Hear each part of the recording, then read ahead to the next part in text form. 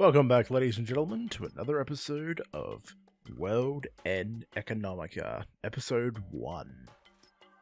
We have met this unknown lady who I have zero concept of who she is or why she is in this underground. I think we're underground or something? Yeah, we're an underground sort of area that we got lost in. We ran into the tunnels, then we found this area, and now this woman is here. Before we get into things, just letting you all know once again, my Dark Fantasy original English light novel, The Protector Volume 1, will be available January 10th on paperback, ebook, and audiobook.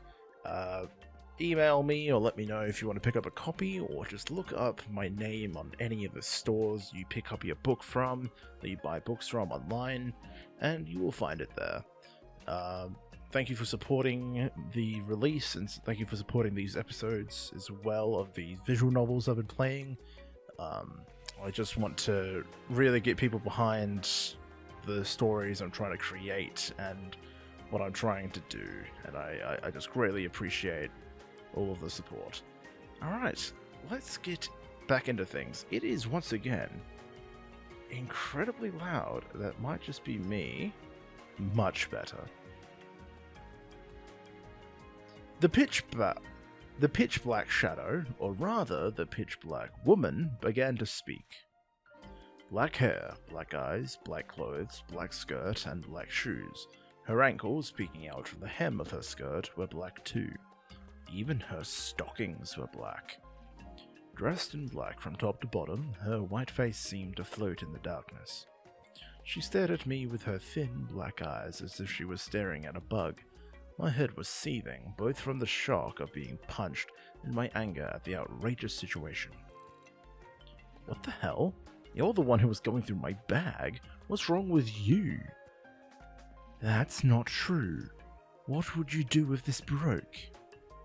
The girl looked around, then while still sitting, she reached out her arms and grabbed the plank-like device that fell earlier. She brushed away the dirt and began to use it, probably to see if it still worked. But anyway, what kind of mentality would lead someone to verbally attack me after hitting me? This is why I hated women. Okay, wow. Very judgmental fella. I'm just doing this because I was asked to. Why do I have to be subjugated to this? She seemed to mutter this to herself. Disheveled from the fall, she gathered her long black hair into a bundle of darkness in one hand and straightened it neatly in an instant. It looked like a cable harness. Sorry about the volume thing there. Found him! Hurry up and get here! I'm in the side passage at the top level. Still seated, the girl began to talk. That thing might also work as a communication device. Who in the world is she? Was she searching for me? Or was she interested in what I was carrying? If that were the case, then I wouldn't hold back. Thankfully, I was in a dark, deserted, and hard-to-see place. I might have lost a fight just now, but if I went at her with all my strength, I knew I could win. Maybe I should take some naked pictures of her and post them online once I was done. Bro, what the fuck? What the fuck? Dude, this MC's a dick. My god. With that in mind, her arrogant attitude and expression might come in handy. Right as I went to move my back off the wall, I heard a voice. I hear you. Wait 1 minute. The floors get complicated around here. As soon as I heard the voice, I felt the dark urge in my chest disappear. I had heard that voice before. It was the voice of the woman from the Chinese restaurant who allowed me to escape. Oh, wait. I thought it was a man, never mind. Hurry up, Lisa. The girl spoke curtly into the terminal.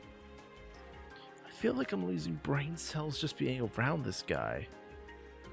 I was dumbfounded for a moment and then glared at the girl. Huh? The girl glanced at me, then quickly turned away. She acted as if she had heard a stray dog barking outside her window. She was clearly acting in the intolerable way that only women can, making it seem as though no insult or abuse hurled her way could possibly affect her.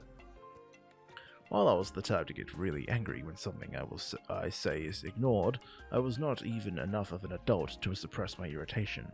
I kept glaring at her, not caring how lame I might be looking. Still glaring at her, I pulled my bag towards me and made sure that nothing had been taken out. Nothing seemed wrong. Only there seemed to be something like a piece of dried macaroni at the bottom of my bag. It was a particularly metallic and a small, green rice-sized light flickering on and off. Around the time that I figured out that it was a homing device, much like one you'd use on a pet dog, I heard footsteps from the other side of the passage. The woman who appeared shortly after was unmistakably the one from the Chinese restaurant. While she was irritating, she also saved me. Oh. So this was Lisa. Phew, finally found you. I told you reception is bad around here. The girl in black replied. But I found you. It took a little while though.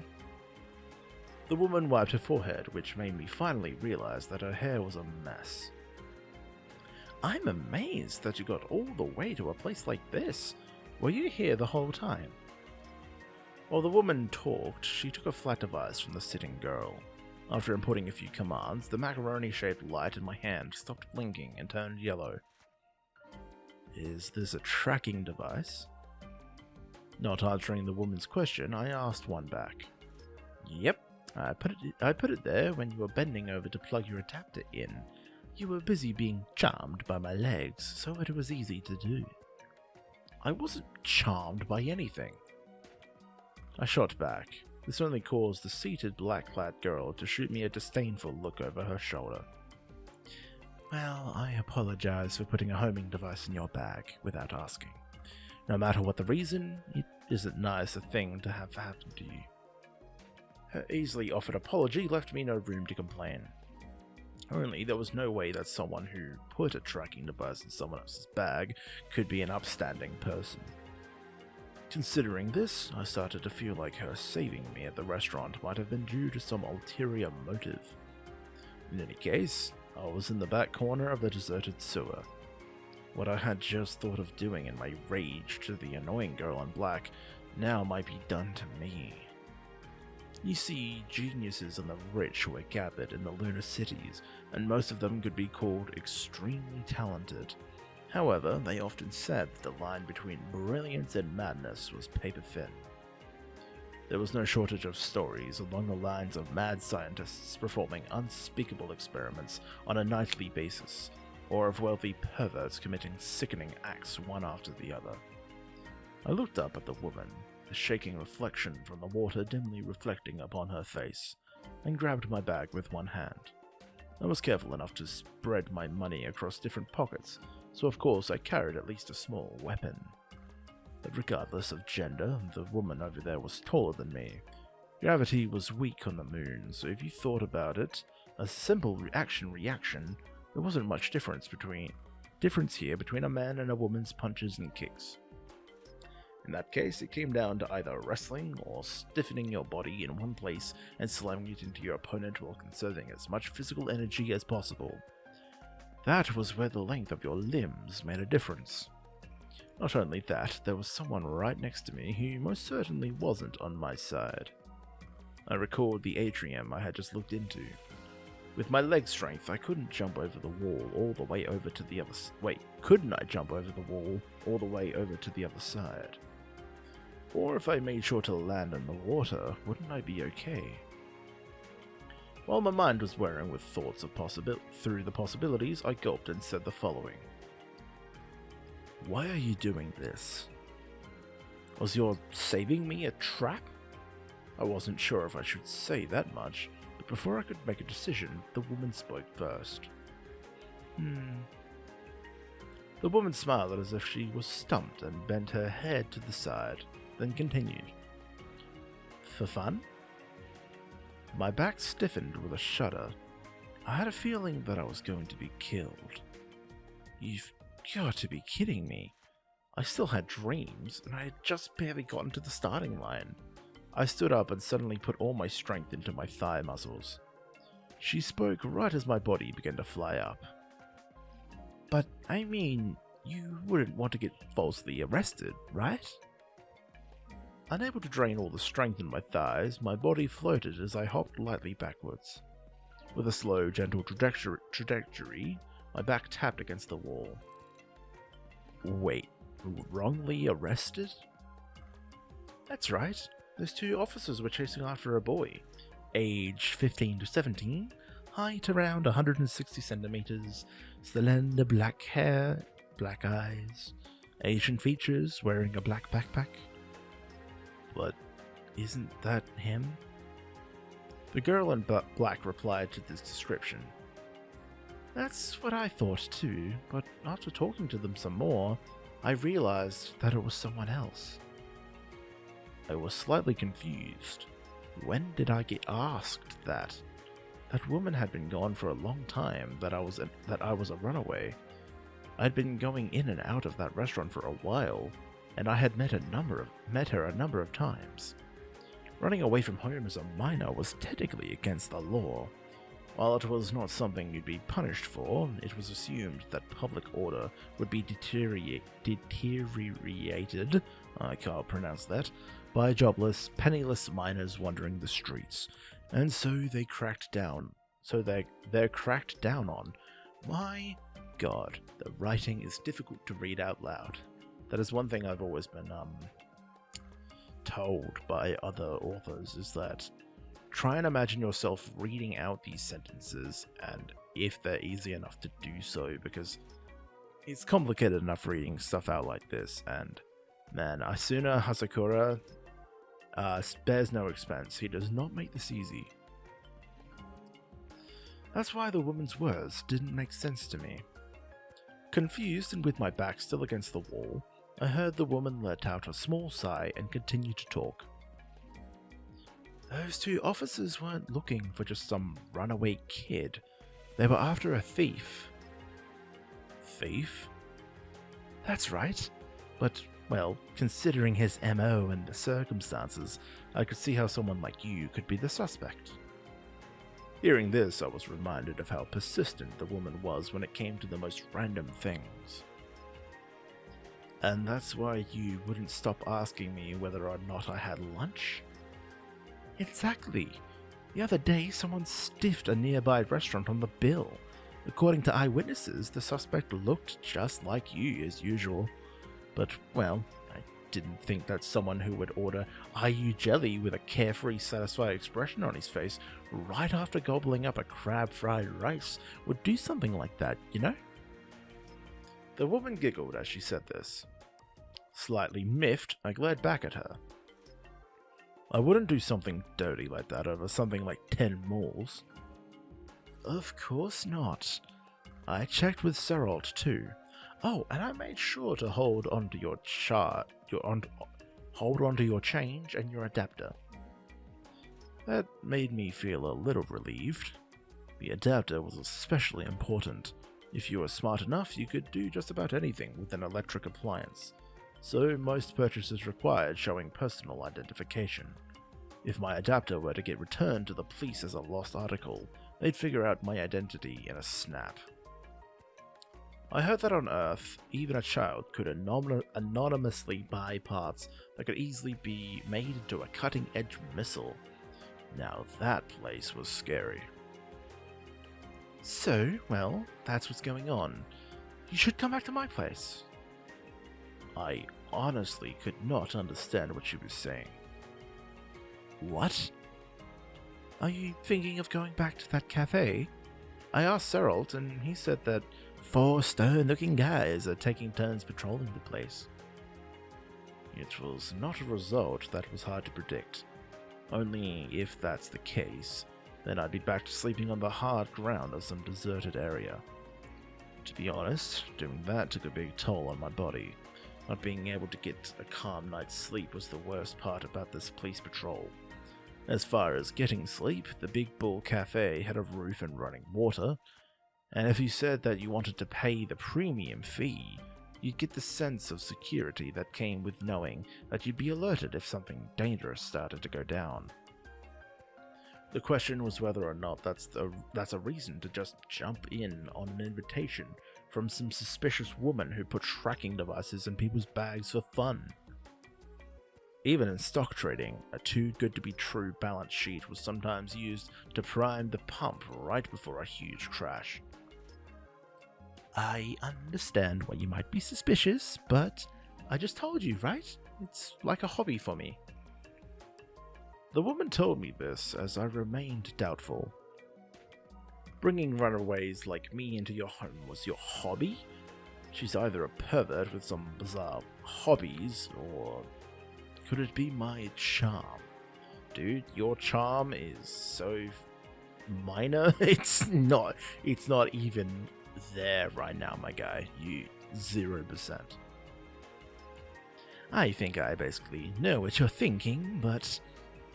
The woman then laughed in amazement. Unfortunately for you, boys younger than me aren't my thing, unless they're holding a giant blood-soaked scissors. Excuse me?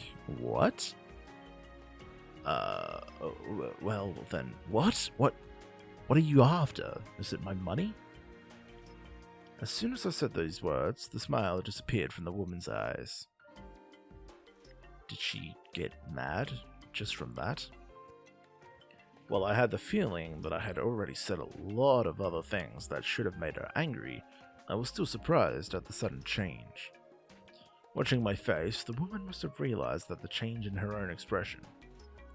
Oh, well, I'm sorry. She spoke in a forced tone, then rubbed the area around her eyes gently with both hands. This completely disarmed and confused me. Not only that, I was faced with the grim reality of not having any place to go. The woman in front of me allowed me to escape from the restaurant, so in that sense, I owed her a lot. I then concluded that aside from the part about being a runaway, I did consider myself a decent human being, so I should probably reply with something like this. If I do end up being a burden on you, I won't be able to pay much, you know? While I had realized that she wasn't especially interested in my money, I still had enough decency to feel bad about not paying someone who took care of me. That's why I said what I said, but would she understand? As I kept staring at the woman, she finally grinned and nodded. Of course. I'll take a little for food and other costs, but it should still be a lot better than wandering around outside. Oh, and... The woman continued. After all, I took care of Seralt too. Huh? Nothing you should worry about. So, what will you do? There's nothing else I could do. There was only one way I could answer. Thanks. You should be more honest and just say that from the beginning. The woman continued to smile as she said that, but I told her in my head that to be more reasonable. Okay, then let's go back. If it gets much later, I won't have a good excuse to give to the police. Hearing the world police, I think that's meant to be word police, I nodded, once again recognizing the precarious situation I was in. However, while both the woman and I tried to set off, there was someone who wouldn't budge an inch. It was the girl dressed in black. While I wasn't sure if she was listening to my conversation with the woman or not, she had an absent-minded look on her face. What are you doing? The woman asked. It was a very pertinent question.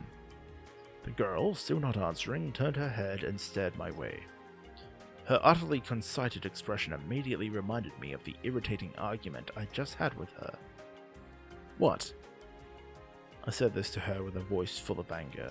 I knew that my remark would be ignored or snubbed, but she was being so upsetting that it just came out that way.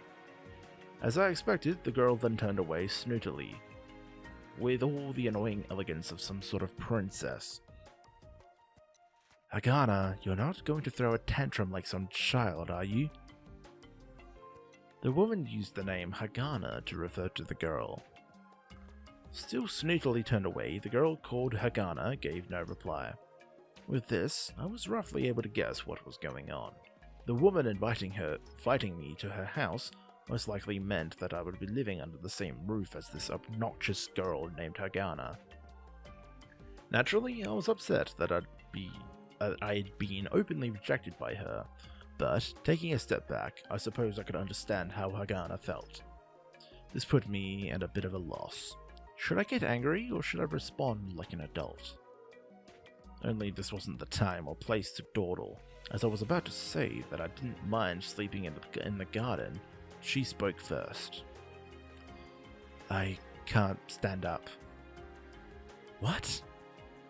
Hagana looked up at the woman, who replied to her and continued. I can't put any strength into my hips. It's because he tackled me. Hagana looked at me as she said this. The woman looked at me. You tackled her? Really? I vaguely recalled something like this happening in kindergarten or elementary school. Teacher so-and-so tackled someone or another. But I was not one to use violence without a reason. If the girl in black looked over in response to a sound and saw someone searching through her own bag, wouldn't she have done the same thing? Right as I went to say this, I'm faced with the fact that I had tackled a delicate girl, and began to realize that I had done something that was hard to make an excuse for. Women were such unfair creatures.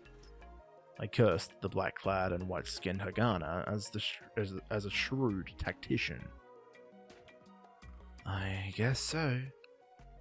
Wait, no, but, well, I can imagine the situation. In that case, in a fight, both parties are to blame. The woman said this, then pointed at Hagana. Hagana looked at the tip of the finger as if it were covered in some kind of sweet syrup. If you can't walk, then have him carry you on his back. The woman pointed her finger towards me. Still attracted by the finger, Hagana's gaze shifted to me. Wait, how is that punishment for the both of us? That doesn't make sense. While I protested, the woman raised her eyebrows ever so slightly, as if to insist that I listen to her. This was blatant favoritism, I thought. After all, the person that she's saying has to be carried must also... I began to think, then realized. In a fight, both parties were to blame. Okay, hurry up if you understand. This wasn't just any ordinary woman. Hagana also made a face as though she had come to some sort of realization, then nodded. I sighed, put my bag on my front side, then walked up towards Hagana. She was sitting down, so her face was in somewhat erotic position. Wait. What is going through this fella's head? First of all, I don't know what it is he and her figured out, but so her face was in a somewhat erotic position? What do you mean? I think I just realized, but even still, what the fuck? Whatever. Hagana hadn't made particularly expressive faces to begin with, and stared up at me motionlessly. Sadistic desires began to well up in me, thinking that I'd feel a lot better if I just slapped the side of her face as hard as I could. However, I felt as though if I dwelt on these thoughts for too long, I might actually slap her. So I quickly crouched down and turned my back to her. Wasn't sure how long it'd take, but living under the same roof as her seemed like it'd be a pain, at least until the friction between us settled down. I should avoid any potential points of conflict. Come on, Hagana, turn your arms. That's right. I tried to give Hagana, who seemed to be telling the truth about not being able to stand, a hand in climbing on my back. Hagana's thin arms wrapped around my neck and then stiffened awkwardly. Actually, it seemed like this girl had never climbed on someone's back. Hagana, you're not going to be dangling from his neck. You're getting on his back. The woman explained, and after a bit of silence, Hagana shifted her body onto my back. Finally, two small but soft objects touched my back. As I was responsible for carrying her, I wrapped my arms around the bottom of Hagana's thighs. I was filled with a strange thought. So this is what legs and stockings felt like. Shit. It's not bad. Okay, stand. Another part of me nearly rose as well, but with a quick start, I put my strength into my 2 legs. I hadn't been skipping my resistance training, so I could pretty easily carry up to around 5 times my weight. One slender girl was practically nothing to me. Oh, stronger than I thought. The praise didn't feel too bad. Alright, then let's go. The woman began to walk. I tried to follow behind her, but Hagana stopped me. Wait. The woman turned back, and we both looked at Hagana's face. Hers was right next to mine. Suddenly, I smelled something sweet and fruit-like for a moment. What is it? As the woman replied, Hagana raised her head a little while still on my back and replied quietly, He really stinks. The woman looked blankly at Hagana, then at me. A strange, cheerful smile began to appear on her face. In a fight, both parties are to blame. I'm going to make her bow down to me one day. At that moment, I added another item to my list of ambitions. What a weird main character. Very weird. It seemed as though the place I tumbled into after running like mad wasn't a sewer, it was more precisely a reservoir.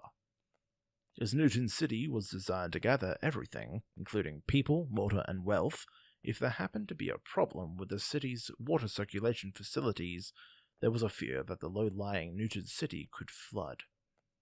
For that reason, there were apparently 2 additional layers of facilities for long-term water storage, so that water went down from the outer sections to the Green City, then from Green City to Newton City. While I didn't know the first thing about this, I did know that I was in a place with an incredibly fantastic atmosphere. And that was why other towns generally forbid entry to these reservoirs. It's because couples that get together tend to be drawn to places like that. I nodded in agreement with this observation. Also, this area seemed to be quite a low-income neighborhood, even by the standards of the 6 outer section, and it was full of homes on the verge of collapsing, even here on the gravity-weak moon. Even so, the many lights in the town made it easy to recognize that lots of people lived here. For a town in the outer sections, this one was relatively old. Apparently, it used to be more lively in the past. As it was also night, there was almost nothing there related to liveliness. Actually, it looked like a scene out of some children's tale from long, long ago. This place wasn't a reality, but rather ruins from the real world overlapping with the glory of days past. That's how the place looked to me. But every once in a while, someone would go out of the eaves of their home under the imitation stars projected on the dome and amuse themselves by drinking alcohol or by playing a game of chess or Go. It may have been a poor area, but it seemed incredibly safe. They say that it was an old town, which must have meant that its residents had stopped developing the area. Newton City had developed at a rate that threatened to surpass even the most advanced nations on Earth, so some of the people that had been attracted to it worked so hard that you could refresh the list of humanity's richest people and see changes every day. To put it another way, the people who decided not to compete became comparatively poorer by the day. Getting poorer under the capitalism meant that you're being forced to... Wait. Let me try that again. Getting poorer under capitalism meant that you're being forced that much further back into the big race. Not only that, I didn't want to become one of the masses. But if I failed, then I'd end up like those people. Hagana had finally stopped calling me smelly. I rearranged her on my position on my back and then asked myself a question sternly. Are we still not there yet? No matter how light they may be, people aren't the easiest things to carry on one's back. Especially when it's a girl you're carrying, you have to watch where you put your hands.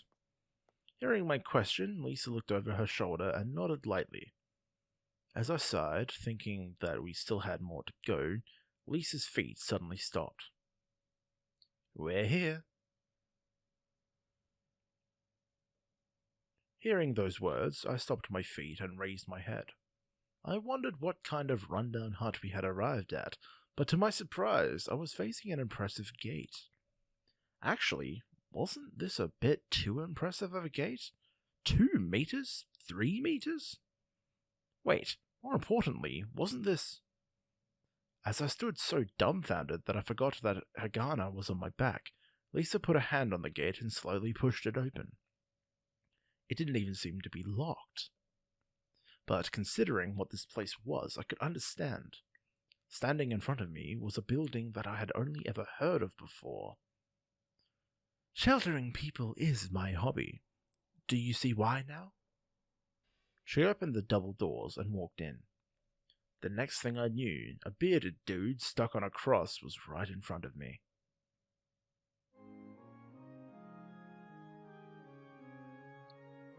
Welcome to the 6th Avenue Church. Lisa said this to me while I was still in shock. You're a Christus? Not Christ is Christian. I thought that was something they only did on Earth. This was supposed to be a place on the forefront of science and human advancement. Why was there a church here?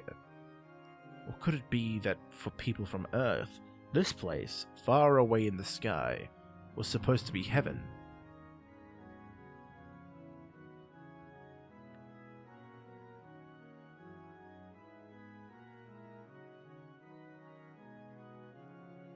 Or could it be that for people from Earth, this place, far away in the sky, was supposed to be heaven? As I looked at Lisa as if she were some exotic animal, she gave a slightly embarrassed grin and shook her head. Well, I suppose you would say that, but don't worry, I'm not going to try to convert you or anything. Huh? After a long silence, all I could manage was a puff of laughter through my nose. According to my faith, all I'm to do is to let lost sheep rest for a short time. It's the same thing for that girl on your back. I had already forgotten I was carrying Hagana. Hey, we're here, so I'm going to let you down. Hurry up and let me down.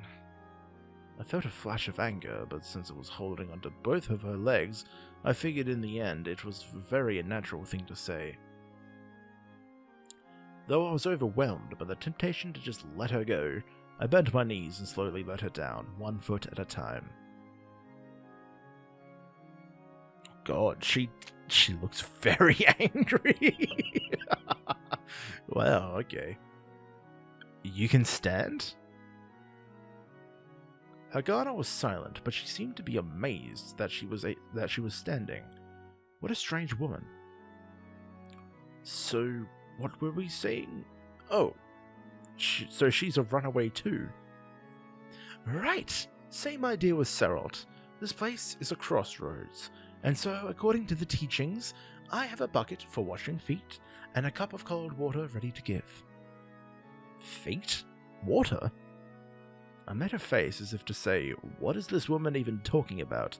Lisa saw it, and instead of getting angry, she breathed a disappointed sigh.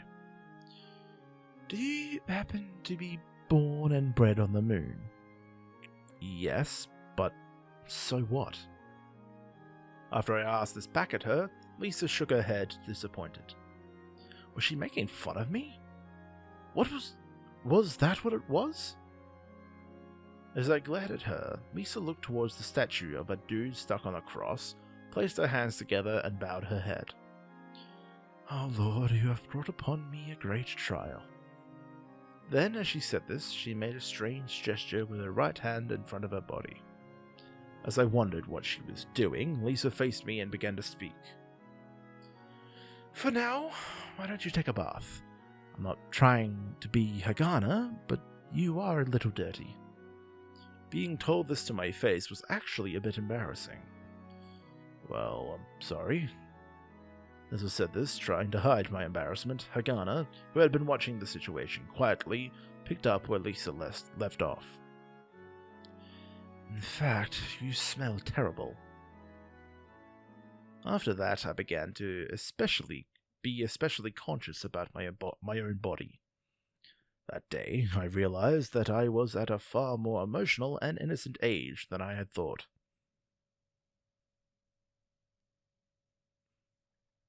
It was the first proper bath I'd had since running away from home, and I was on the verge of tears. Both my parents were immigrants from Japan, so soaking in the tub was pretty much a daily tradition. It would be the only luxury my parents enjoyed, if I had to think of any.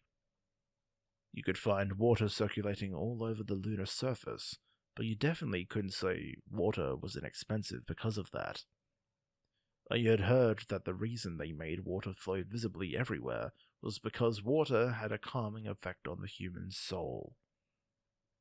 Even if that weren't true, I heard that all but a few places on Earth were short of water, and that half of international disputes stemmed from water resource issues.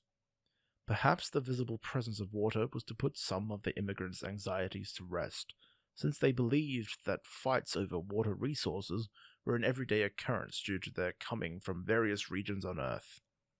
However, what I was currently soaking in was apparently water siphoned off before final processing, and thus it was quite cheap.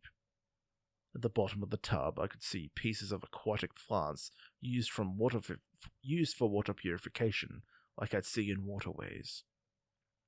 It wasn't just water that was limited on the moon.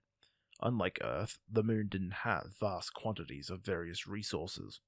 Most of them were crafted from chemical processing of native lunar materials, or failing that, imported via the orbital elevator. That's why people said that the government organization in charge of managing the lunar surface had terribly precise control over the flow of various materials throughout the city. The most important of those was water, and thus the amount of oxygen and hydrogen. Any amount of oxygen could be obtained by using the plentiful amount of solar radiation to break down silicon dioxide, sand in other words.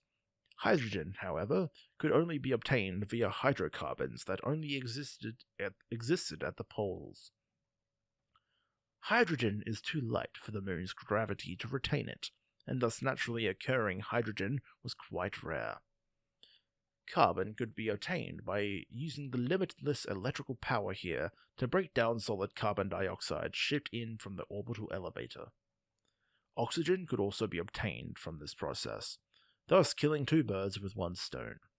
Nitrogen and the various minerals needed for the growth of plants and animals could only be obtained through chemical pelts transported in through the orbital elevator.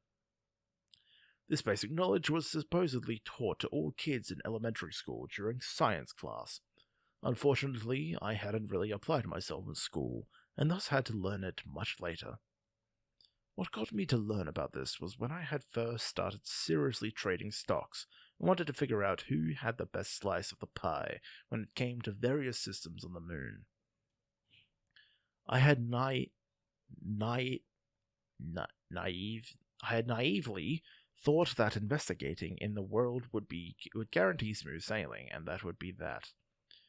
I had learned a lot while operating under that notion, and thus it wasn't all the rose-tinted stuff they teach you at school.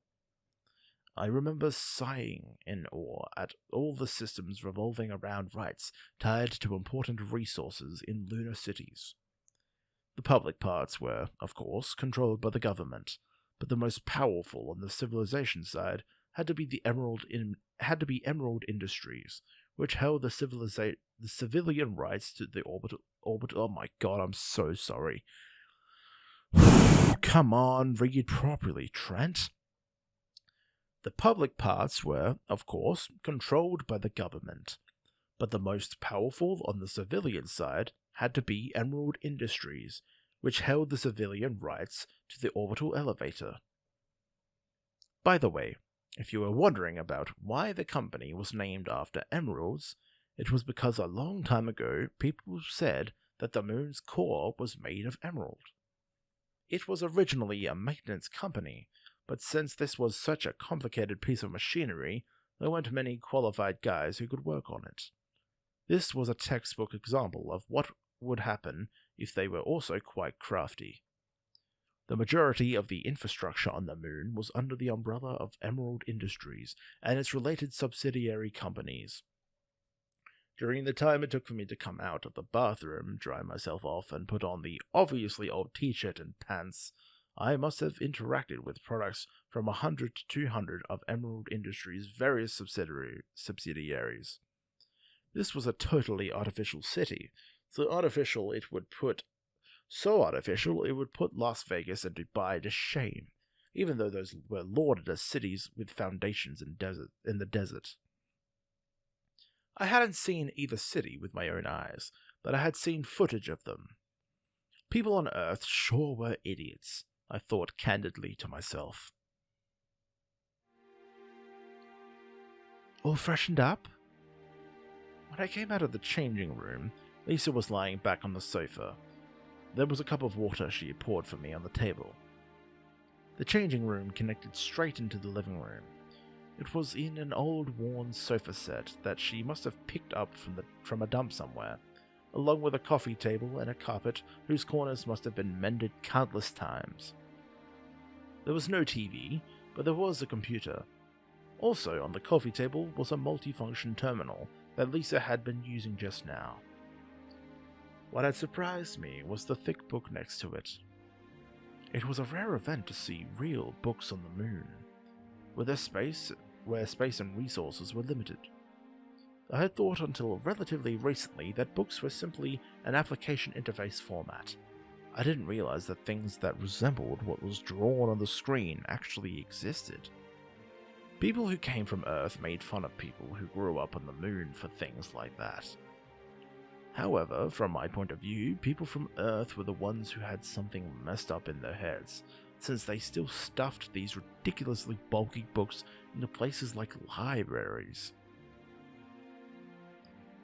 Is it rare to see a real book? I came to when Lisa asked me a question. Once more, she had the multifunction terminal in her hand, most likely reading a book again.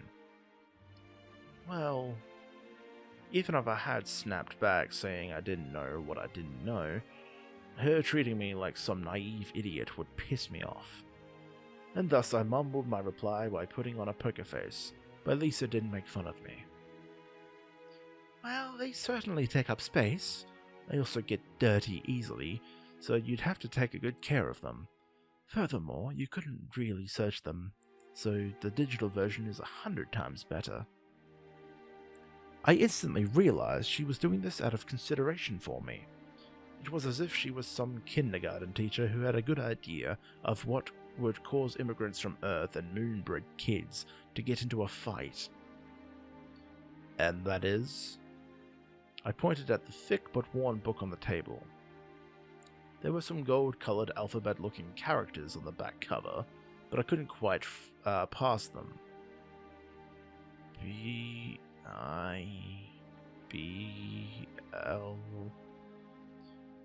This, to me, was the most important book in the world, and thus I brought it with me from Earth. Even though I parted with Julie, who had been with me since the day I was born. Oh, she's my pet dog, by the way. Even if I parted with Julie, I could not bear to leave that book back on Earth. Lisa laid the mobile terminal aside and carefully stroked the front cover of the tattered book. Upon seeing that, I flashed back to when I was a naive kid, being patted on the head by my parents' hands, roughened from working outdoors. When did you come here from Earth? We got chased out of our place when I was 11. With that, my parents made the bold move to apply for the lunar immigration. We didn't really have money and thus had to apply through the commoners category, which had ridiculous odds. Well, my parents' professions were kind of special, and since the Noah system was still in effect, we managed to get placed into a preferential category. Noah system? Ah, it was how people referred to the system for the preservation of multiculturalism. Though I guess you wouldn't know about it unless you were involved with it. Well, there was the story about Noah's Ark. Well, there was some legend or oral tradition or teaching or whatever they talked about how when the world had turned to evil and was destroyed by a huge flood, good people and pairs of animals rode out the flood in a boat and went on to create a virtuous world after the water receded. Something like that. My parents were both theological scholars. I guess they needed people of that odd profession as well. This was the first time I had heard the term theological scholar. Lisa picked up the nearby terminal and showed me the dictionary entry. They were apparently people who studied religious teachings. I was truly surprised that people who gave up their lives to such useless things were here on the moon. And thus, this book was like my soul to someone like me who had been raised in such a household. There were many authors depending on which chapter it was, but it was mostly written around 2,000 years ago. It's actually the best-selling book on Earth, you know. Oh, is it interesting? Lisa laughed out loud when I started to show a bit of an interest in the book while looking at it. Well, no, sorry. Well, if you asked me whether it was interesting or not, I'd say it was interesting in its own way, but it isn't really that kind of book. This is called the Bible. Remember the figure you saw in the church? This was the book written by the disciples of the guy pinned up there. It's a book of religious teachings, so to speak. They estimate that over 1 billion copies had been sold. A billion copies? It's because it could be found everywhere on Earth. It was translated into the words spoken by people all over the Earth. So in other words, everyone on Earth reads it? If only that were the case. A question mark appeared on my face when I heard Lisa's reply. The Earth's population is roughly 6.5 billion. Even in an age where 700,000 of those could come to the moon, roughly a third of the people on Earth couldn't read, and 2/3 had no surroundings where they could sit down and read a book. The remaining fortunate 1/3 had tons of other forms of entertainment. There were a few people reading the Bible nowadays, even among Christians. Even at the church I attended, there were a few people who knew there were 4 books that comprised the Gospels, and even less people knew the names of the 4 authors. You probably don't understand how sad this fact is. Sorry, I totally don't have a clue here. Well, that's alright. I've already got a heavy load due to having to carefully watch over this old church. Still, knowledge passes on when people cross paths. Trivia used to refer to wisdom, and the word's original meaning was that of a 3-way intersection, where people would cross paths. I had wondered what would be the point of having all these lost people meeting at such an intersection. It was perhaps a sign that I realized I should be a shepherd watching over sheep. A shepherd? I've seen images of sheep being herded by sirens and electrical fences before researching certain potential investment candidates, but how was this related to managers of those factories? Seeing me totally drawing a blank, Lisa laughed weakly and said, "Sorry, it's just a metaphor. I actually haven't seen a real shepherd either. I guess it wasn't just a matter of not knowing stuff because I was born on the moon. I was at least a bit relieved by that. I'm pretty much that type of person. People would certainly wonder why I came to the moon to do such a thing. Well, I do think that. Lisa chuckled at my frank statement. Well, now, let's talk about you, okay? Since she went to the trouble of saving me from the police, bringing me here since it looked like I had no place to go, and even letting me take a bath, my good character dictated that I answer her. We come from a settlement village on the outskirts of the eastern outer district. Oh, that great place with all the greenery, right? Outsiders all say that. Isn't it just because we're all from the Stone Age? People who would come to the moon were all city dwellers back when they were on Earth. They miss their greenery. I was beginning to feel that I was being blanketed and confused by a high level of logic. Are the cities on Earth full of greenery then? Well, I guess the way I worded it was kind of bad. Even on Earth, there wasn't that much greenery in the cities. For some reason, people were attracted to the natural outdoors from times long gone past. Perhaps it's something ingrained in us. Aren't you the same? I was about to refute her point, but decided against it. In either case, I ran away from a home over there. Okay. Your name? Is it okay to ask? Lisa asked me without showing any sign of trying to force me. Like I'd be able to get away with not answering that if I said no. That's fine if you don't want to. But it would be kind of inconvenient to call for you, so I'd like some sort of name.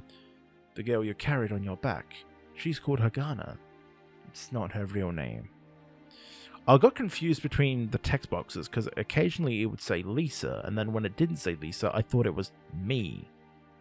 But that's not the case, apparently. Okay.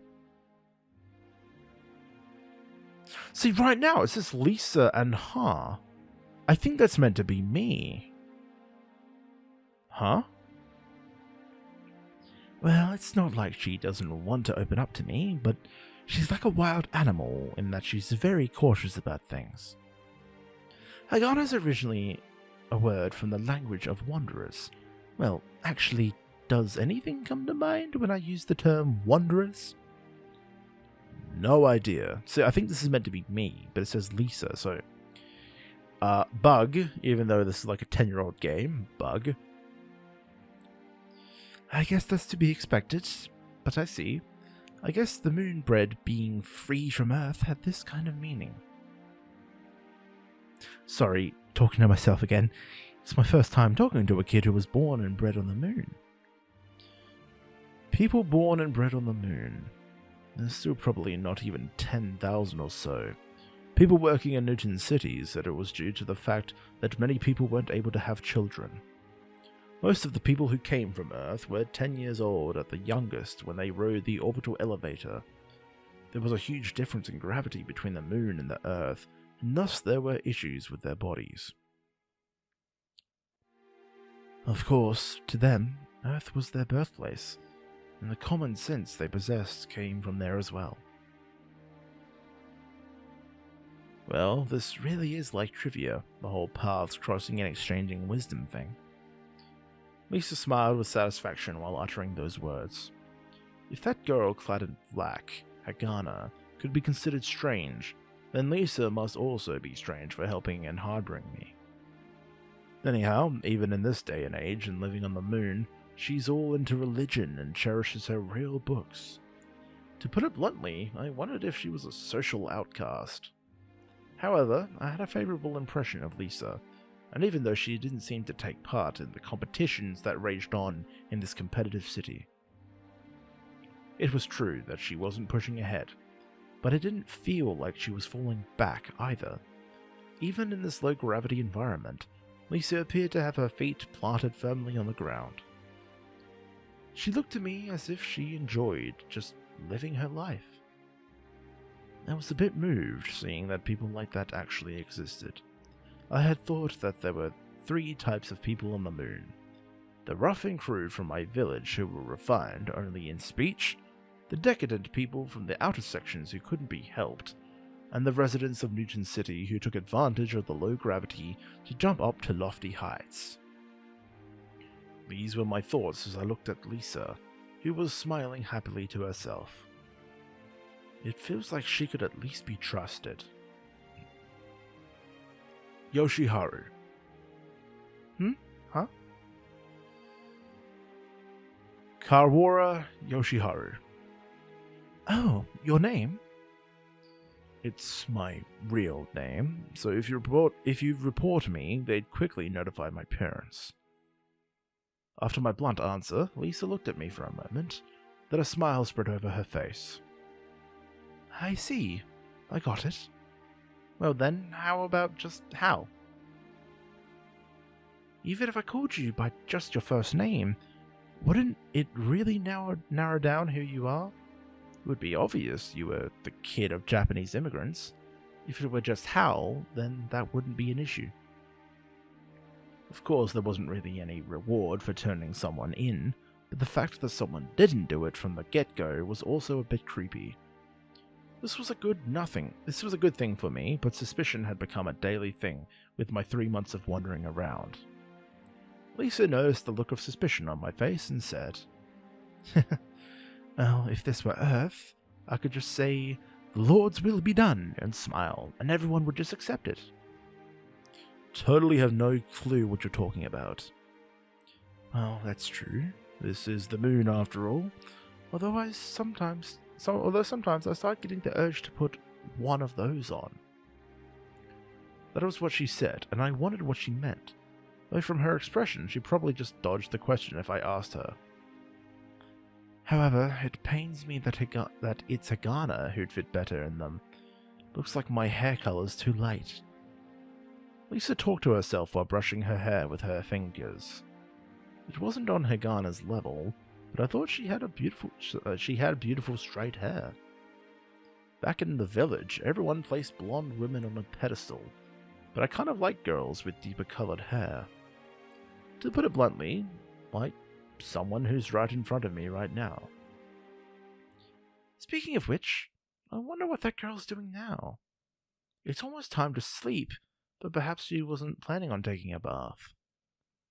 And right after she said that, I heard a door open on the other side of the hall, leading to the living room, and footsteps afterwards, as if that someone was just waiting for the moment when Lisa was about to get up from the sofa.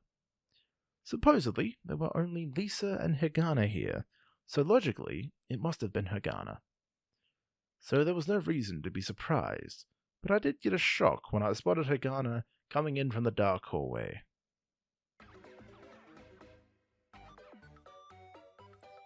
Hey, Hagana!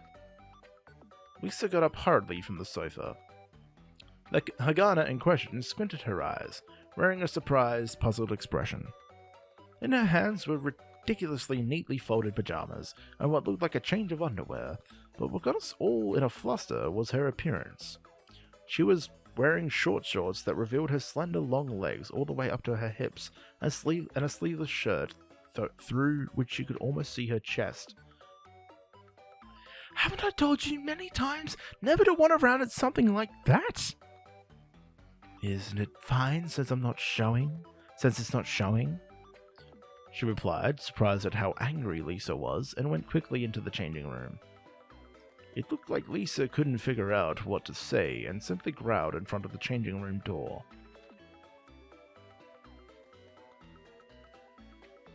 As for me, to my great distress, I averted my eyes and thought, her panties are white. That was oddly childlike compared to the color of her clothing and her ridiculous cheekiness. Well, it wasn't bad, but seeing that kind of underwear beneath her totally black stockings would be a letdown, I thought to myself. I then noticed Lisa glaring at me. Erase that from your memory. I couldn't just brush it off by laughing at her ridiculously serious face because of her scary glare. I nodded twice obediently. Sheesh, because she's so hard-headed. Lisa sighed and shook her head. Even though it looked like she had all the power here, she had no way of controlling Hagana's thoughts. It really did seem like Lisa's hobby was to shelter runaways. That was fine, but I felt inclined to show her respect for her words. It was a strange thing. You try to show at least a little shame too, okay? It was the first time I'd ever heard that in my life, but I nodded. I possessed manners that would lead people to think I seriously wanted to distance myself from the Oh my god. I possessed manners that would lead people to think I seriously wanted to distance myself from the crude culture of my home village, where people who couldn't get naked in front of people of the same gender were considered cowardly. However, Lisa waited for my nod and added an additional line. I'm looking forward to your manners the next time we eat. Ah. What a cheap move.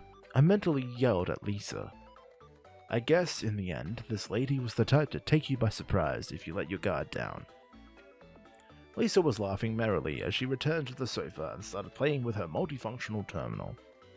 I had already taken a bath, but I wasn't quite sleepy yet, so I sat on the floor at once and opened my PC. A bit afterwards, there was a quarrel between Hagana and Lisa. Hagana figured that since we were facing the other way and engrossed in what we were doing, she could just walk back into the room with only a towel on her shoulder, whereas Lisa tried to push her back into the changing room. Lisa was frantic, saying that this had been a place with better manners before, but I thought perhaps it was a warmer place before because it was just two females living together. I felt that I had come across a great place. Even though we had separate rooms, they were well cleaned. If helping people out like that was a hobby, then this unhealthy interest in this church thing and this crucified man was probably not that bad.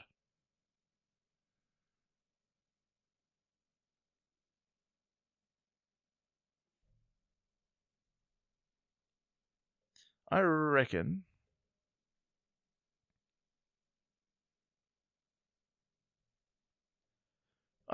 that is where I'm going to leave it for now, the next morning after. Alright, well, thank you guys very much for tuning in. So far, as visual novels go, I expect some visual novels to, allow you to make choices. I'm used to visual novels with choices in the game, and so far I have been presented with 0 choices and all story. Not necessarily a bad thing, but I mean, I would like the option to pick a path or whatnot, but apparently no.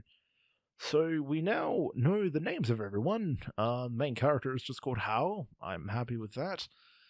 We have Lisa and we have Hagana. So this is going to be a very interesting tale. World End Economica. No, it's not Worlds, it's just World End Economica. And also, before I forget, don't forget to check the link in the description, pick up a copy of The Protector Volume 1, my dark fantasy original English light novel that comes out in January. Please pre-order it or pick up a copy when it comes out, just don't forget it, and make sure you read it. I would love to hear what people think. I have tried so long to get this book off the ground. Now that it's finally happening, I am very excited to bring it to you all. Alright, thank you very much for your time, guys. I will see you again very soon.